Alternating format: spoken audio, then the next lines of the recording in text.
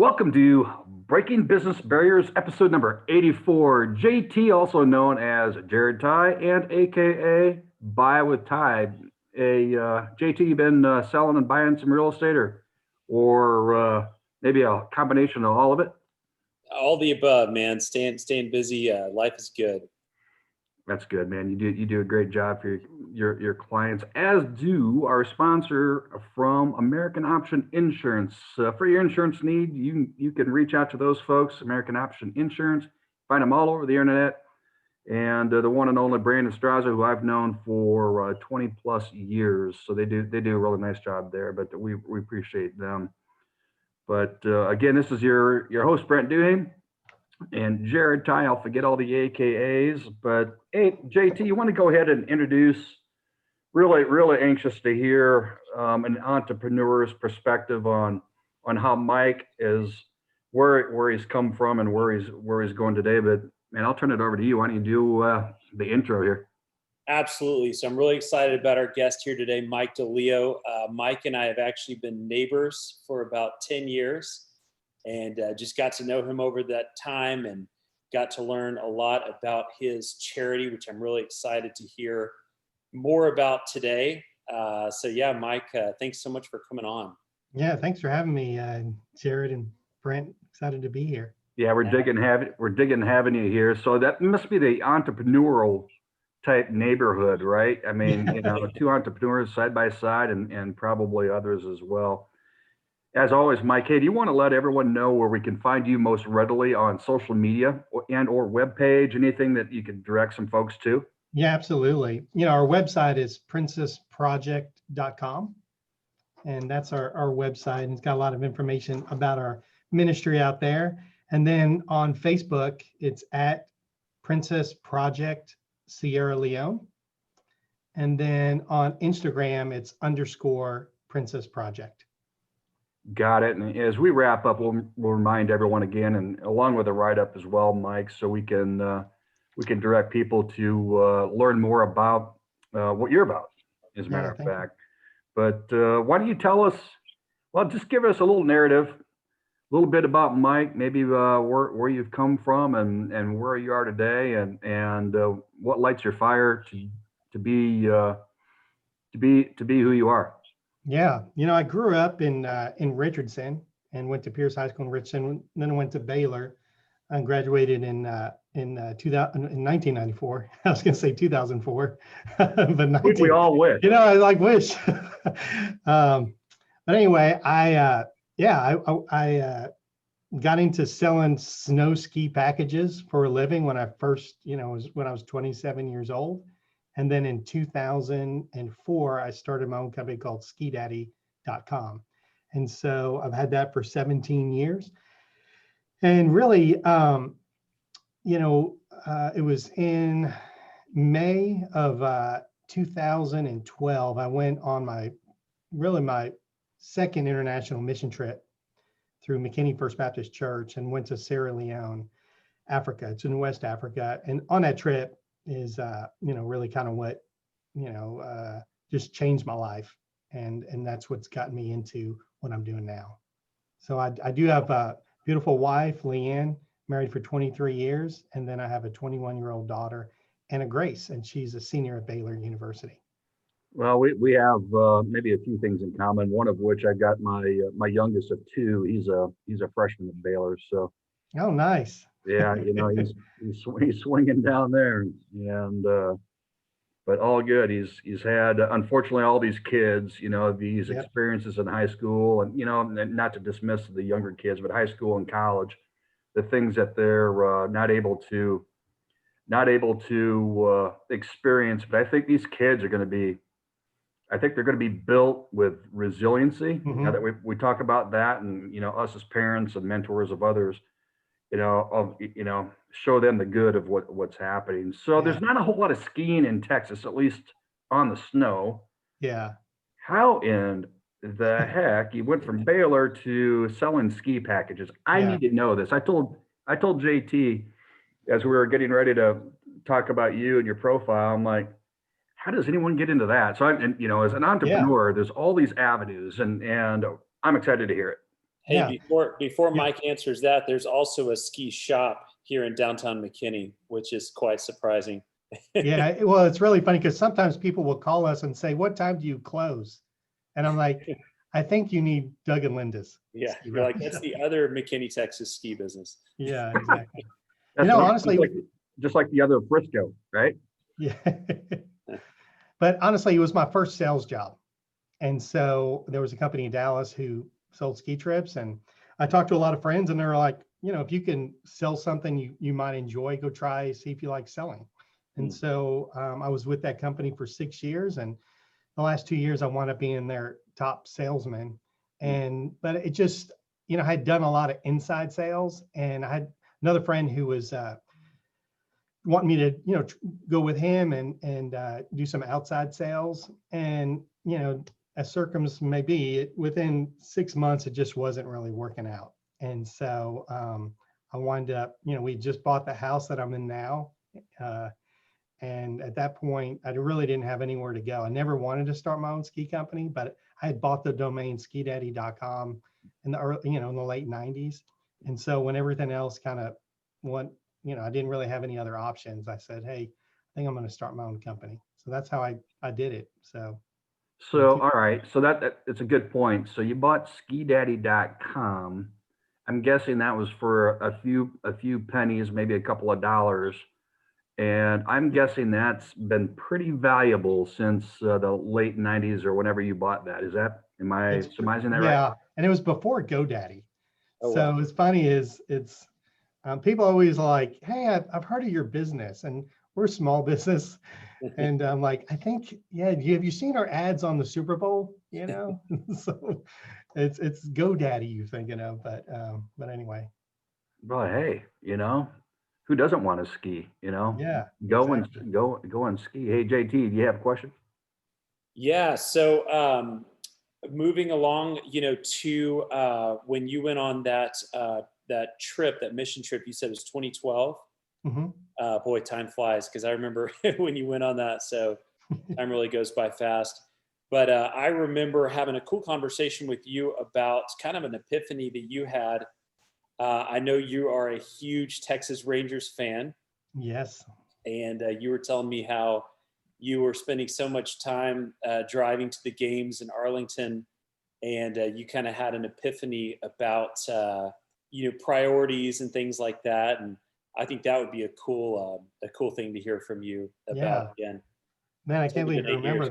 remember that. Yeah, I was like a super Ranger fan, and we had Yeah. season tickets, and it was great to invite our clients for Ski Daddy, but then right after that first mission trip to Sierra Leone, I found out that majority of the people, if you can get a full-time job, they were making about $100 a month, and every game with our seats, two seats, was at least $100 a month. I Yeah. mean, $100 per game. And Wow. so it was, and it's not like, it's bad to have season tickets or, passions on this, but God just kind of stirred in my heart, and then I was spending a lot of time managing these tickets given to the clients and all that stuff. But it was after that first mission trip, I didn't renew my season tickets again, Right. but, Right. and I actually hit it at the right time because that was when they were super hot. And so, I think but that I think that's such a cool story because, like you said, there's nothing wrong with having season tickets or anything like that, but the fact that you took something that was so dear to you, man, that was just that was a part of your identity, and you Mhm. sacrificed that for the good of others. Kudos to you, man.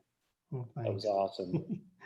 So, can you tell us more about that first trip? Just you went into it, as a normal American, and just what are some things that some aha moments that you had on that trip?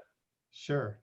It's funny as Leanne, my wife, she was really nervous about me going because I'm the type that, will lose things. And she was so worried I was going to lose my passport and get stuck there in Africa. So she got me one of those things, it couldn't be more touristy, having this thing around my neck, holding this passport, It's awesome. screaming, I'm a tourist.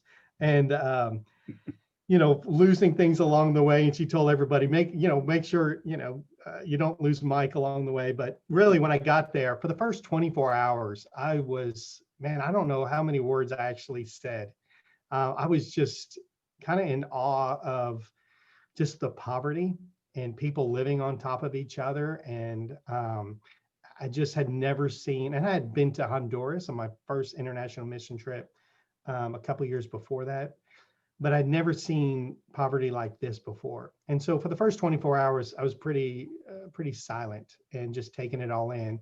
But it didn't take very long after that before I knew, like, the people were so amazing, so welcoming, and I just knew that I'd be coming back, and I did.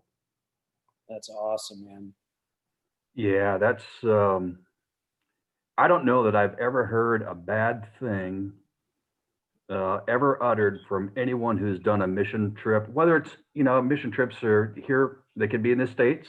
Mhm. My kids have done those, and or they could be abroad. But either way, it's always eye-opening, and the ability to give. It takes special people to do that, Mike. So thank you for representing, the not only here in Texas but the United States and across the globe for doing that. That's incredible. Let's take a step back here.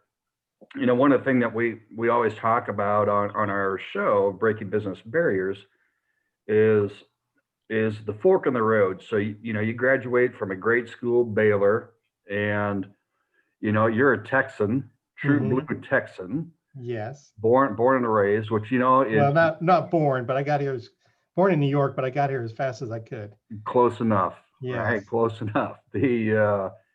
But spent most of your life, Yes. nearly all of it here in Texas, which is cool. But how did there was a fork in the road. So you're being successful. You're a lead salesperson for a company.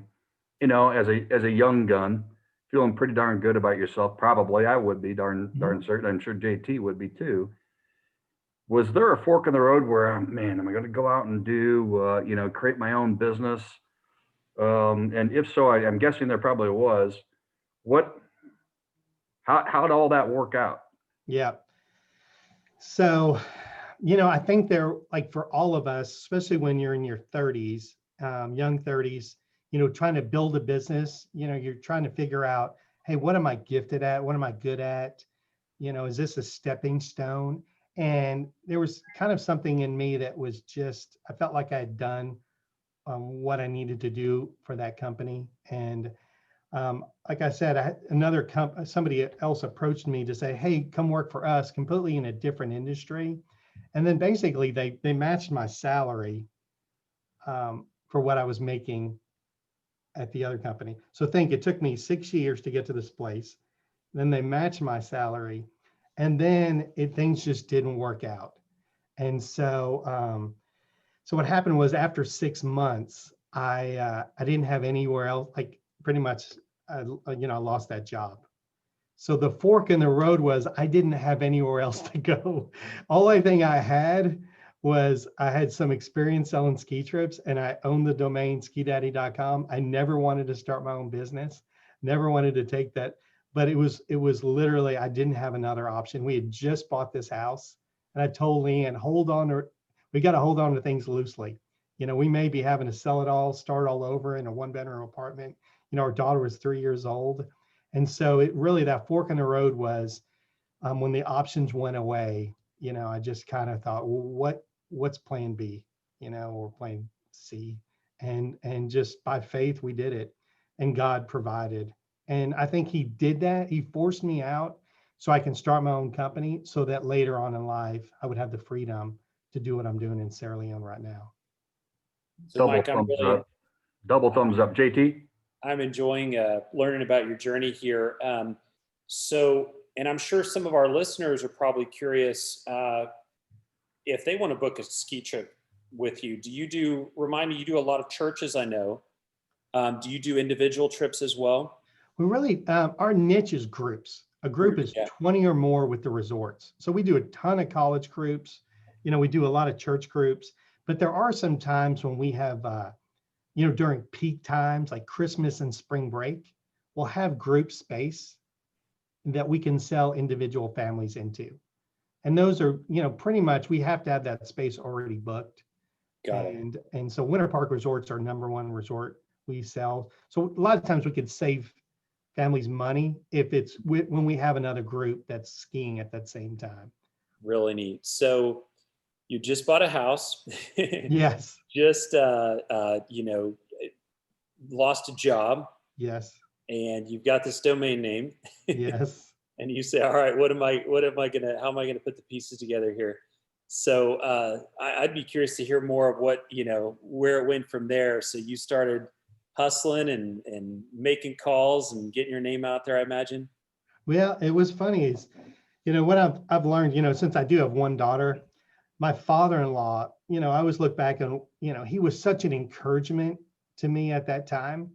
And it's, definitely like when I think about what the best thing I can do for my daughter is to build into my son-in-law, whoever, she marries. And that's exactly what my father-in-law did to me. He just encouraged me like failure wasn't going to be an option.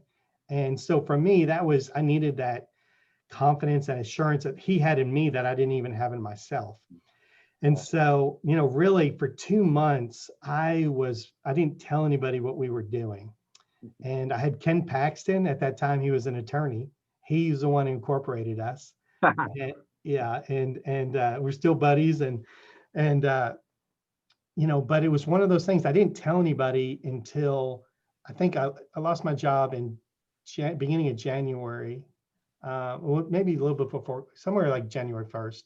And then I pretty much spent about the next 7 weeks building, getting a website made, doing all the documents, and not really telling anybody what I was doing, just because I wanted a little bit. I didn't want to get squashed from my competitors right out of the chute. So, but it was really hard. All these contracts that I had originally because of the relationships, they wound up getting some pressure from some people, and I lost all those contracts. So at that point, I found resorts who needed help, and then we built a business on those resorts. And then in time, we just kind of grew from there. That's awesome. Did it take a while to kind of take off and to start? Yeah, making enough money to pay the bills and all that good stuff. Yeah, I think we did it all the wrong ways. We cashed out all of our 401ks or borrowed from our 401ks. We cashed out some IRAs. And back in 04 and 05 and 06, they were at that time, people would send, things in the mail like, hey, here's a $10,000, credit card thing with 0% interest for, so we just did all that. So we definitely did a lot of things, live and learn, but it first year was okay. And then second year, we were making some money pretty quick. So, I also had a lot of followers, had done the business for 6 years, and they were excited when I came out and said, hey, I've started my own company. So I did have some clients right off the bat. So we hear a lot of people talking about burning the ships and going all in. You did it. Yes. And I I think sometimes when you do that, you don't really know, if I knew all the stuff that was going to happen, I probably wouldn't have done it. But I think God protects us, and he just gives us enough information to get us to the next step and the next step. And, once you burn those ships, you got nowhere else to go. Yeah, you got to dig in. No other option, all in. Well, we'd love to hear more about the Princess Project and, what you guys are doing and, more about how people can contribute. We'll give you a little backstory. It was on my second trip.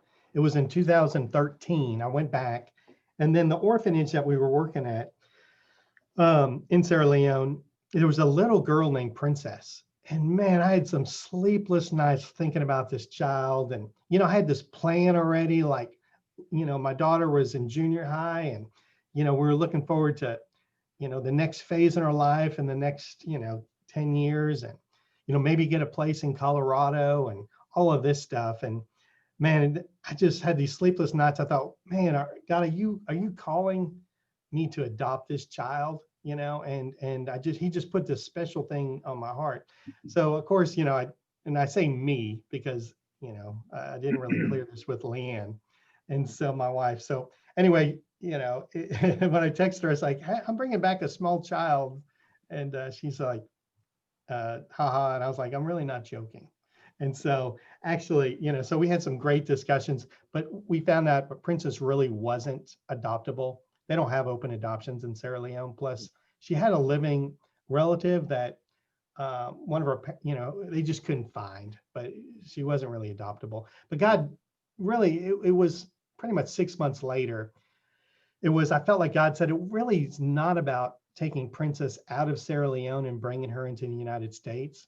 It was more about being an advocate for girls like Princess, because there's just, Sierra Leone is one of the poorest, it's always in the top 10 poorest countries in the world. And they rank 181 out of 189 here it is, from the United Nations Development Program for the worst inequality for women in regards to health, labor, and empowerment. Mm. And so, it's really on that trip. I mean, really after that, I said, hey, I want to do something, even if it's little, to do something for girls in Sierra Leone. And so anyway, in 2014, kind of like what we did with Ski Daddy, we just said, hey, let's find out what it takes to run a 501c3 and do it. So we started that in 2014. Awesome. Wow. That was a ton to unpack right there. And being a business owner, a husband, father, great friend to many, I'm sure, and going halfway across the globe or nearly across the globe to do what you're doing. That's big, my friend. And Mike, you and others that do that are, I think, have an opportunity to share. That's what we're doing today. Share that with others and how they can do that. Again, you don't have to go halfway across the globe to do it. You can be right here and in our great state of Texas and find plenty of opportunities to help folks. So that is awesome. All right, let's bring a little levity to this. And you've done a lot of trips, provided a lot of trips, but again, been across the globe. Is there anything that would crack us up along with our listeners? Something that there's a story in there that maybe you experienced that just, oh my gosh, this happened and we lived through it. Sure. Well, I think, when I first started, you got to understand too, when I started this in 2014, Ebola had just hit. And so I had to cancel my trip. Like we were leading a trip with First Baptist McKinney. We canceled our trip 5 days before we left. And so during that time, for 2 years, I wasn't able to go into the country. And during that time, I met somebody on Facebook, a guy named Paul Conte. He was actually Sierra Leone getting his master's at Baylor University. And through that, we just became friends. I took him, to Colorado. He had never seen snow before. He'd spend the night at my house on the weekends. And it was just a great time getting to know him. Well, in 2016, when Ebola cleared up, he said, I want you to come back with me and I'll dedicate 3 weeks with you. And so I went back with him. Now, you got to understand, in the past, I've always stayed in American missionaries' homes. Mm-hmm. I ate American food, and we lived in a compound, when I stayed there. And now I went back with him, Sierra Leone, and I stayed in Sierra Leone homes with no electricity, bucket, so all of this stuff. So it was a shock to my system. And I went by myself and we traveled for 3 weeks. So there was times I was texting all of our friends. There was this huge spider. And of course, everything in Africa is big, compared like bugs. And there was this huge spider.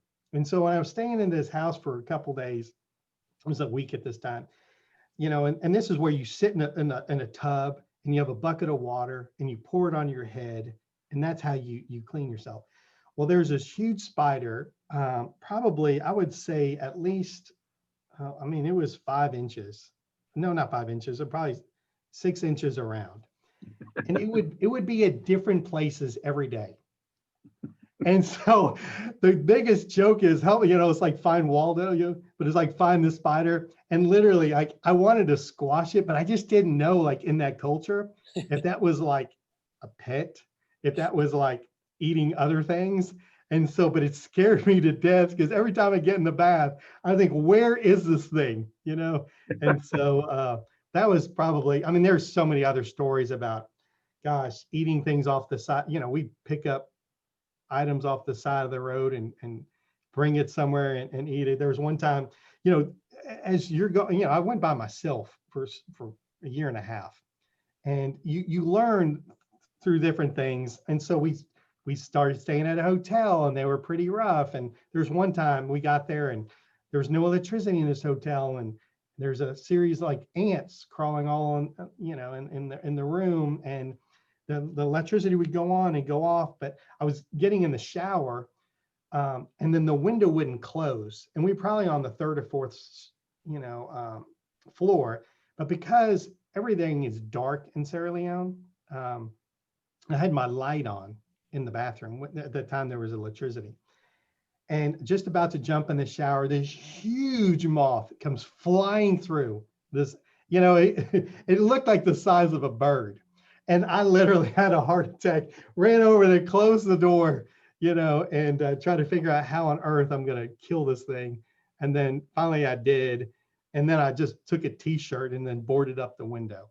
So it's not like that anymore, because anytime you do something new for the first time, there are some of the situations. But it was on those trips, I would say, God, call somebody else, choose somebody else, because this is not for me. But that spider was the local exterminator, kind of like telling you, I don't know if it ate other things or if they named it, and kind of like the tarantulas here in Texas. Yeah. They're friendly for the most part, and they live a long time, and they take care of other rodents, no doubt. And if they don't have anything else to eat, they'll eat their own legs. I know that. Oh man! When I was a kid, we would put them in jars, and you leave them in there long enough, and they'd start eating their own legs. So crazy. I did not know that one. Yeah.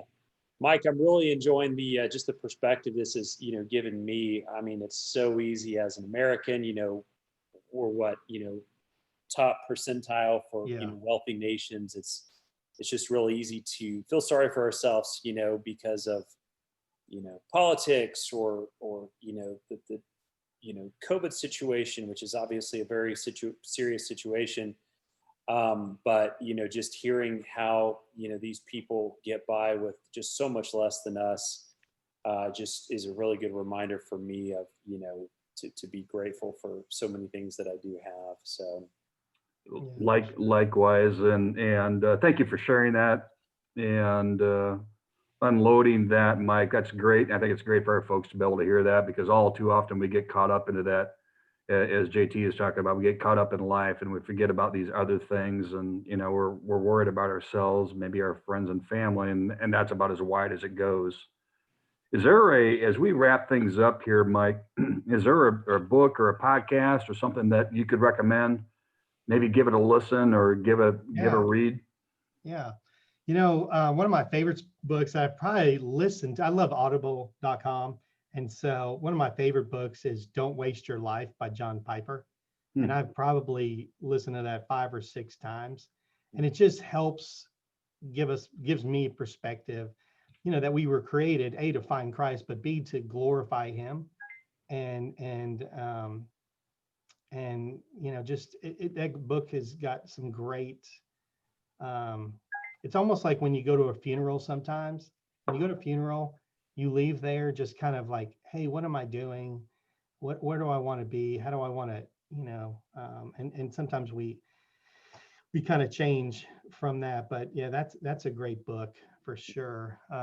Hey, one thing I forgot to mention when we talked about Princess Project, I kind of got off on some of the story, but our whole thing with Princess Project is we teamed up with a local Sierra Leone ministry. So we found on that trip in 2016, when we toured the country for 3 weeks, we found a girls' ministry run by Sierra Leoneans, and he needed help. So that's what we partnered with him, Love One Another. It's Pastor Saryaba and his wife, Sabatu. So we've teamed up with them for the past 4 years. And the whole, in Southern Sierra Leone, there's only 2 girls' homes. in the entire southern Sierra Leone. One only takes in that only takes in sexually abused girls.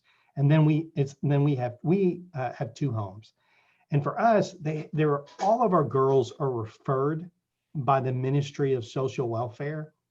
And so think about in our country, like CPS.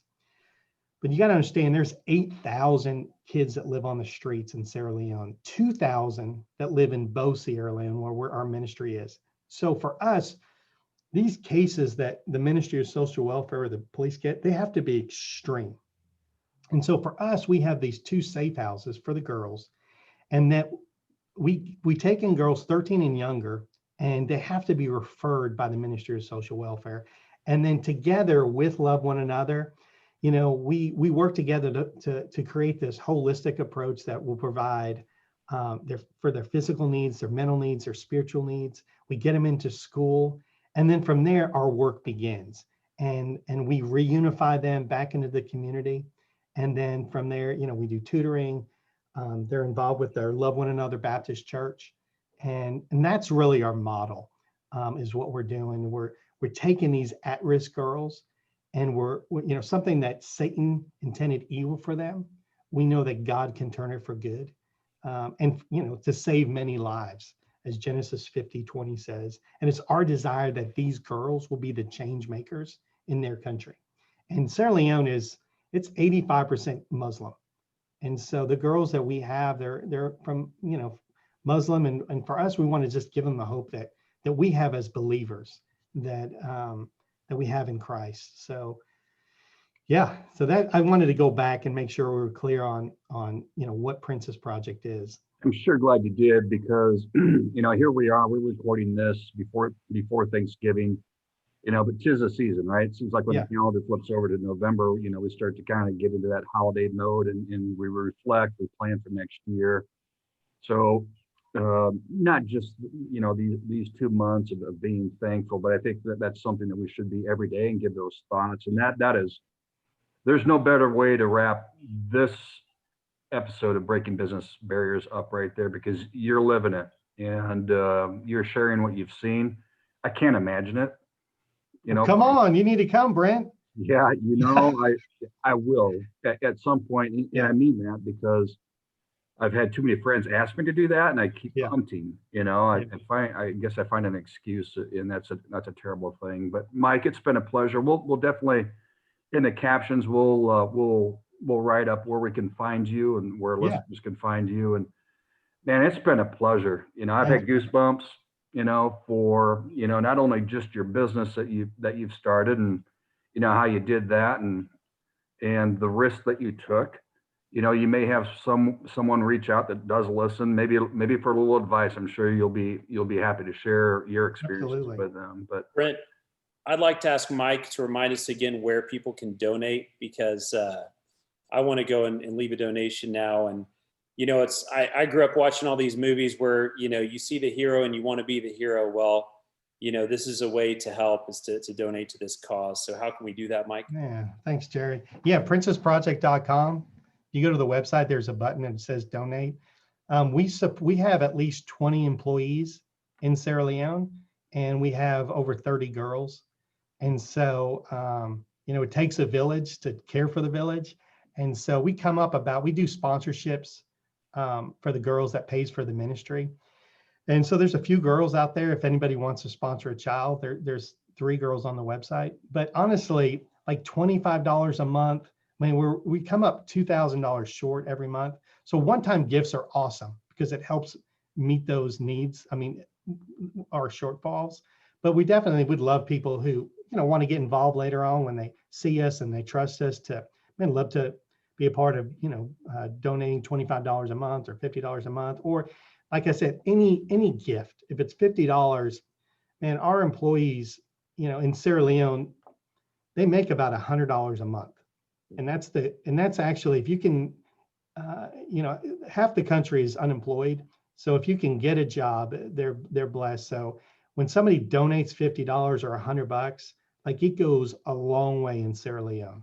So there's really no small amount. So Mike, we'll make sure we note that. It's incredible work what you're doing. Again, thank you very much for joining both Jared and I on this episode of Breaking Business Barriers. And as we wrap up, it is definitely onward and upward.